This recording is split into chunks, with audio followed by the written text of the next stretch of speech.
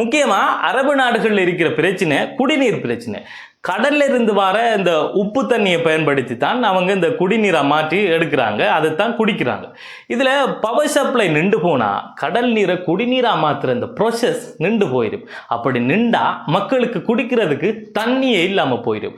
குடிக்க தண்ணீர் இல்லைங்கிறது எவ்வளவு பிரச்சனைண்டு குடிக்க தண்ணி இல்லாதவனுக்கு தான் தெரியும். இப்போ நல்ல ஒரு விஷயத்தை விளங்கணும். ஈரான் ஏற்கனவே சொல்லிட்டு நீங்கள் எங்களோட பவர் பிளான்ஸை தாக்கினா நாங்களும் உங்களோட அந்த பவர் பிளான்ஸை தாக்குவோம். கல்ஃப் கண்ட்ரியில் இருக்கிற பவர் பிளான்ஸை தாக்கினா என்னென்ன பிரச்சனைகள் எல்லாம் வரும்ங்கிறது ஏற்கனவே எல்லாருக்கும் தெரிஞ்ச விஷயம்.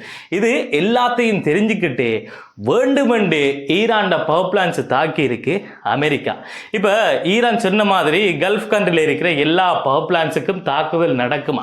அதே போல இந்த ஹோர்முஸ் கடல் வழிப்பாதை முற்றுமுழுதாக மூடப்படுமாங்கிறது தொடர்பான உத்தியோகபூர்வமான தகவல்கள் ஈரான் தரப்பிலிருந்து இன்னமும் வெளிவரல. இருந்தாலும் ஈரானுடைய பதிலடி கிடைக்கும்ங்கிறதுல எந்தவித மாற்று கருத்தும் இல்லை.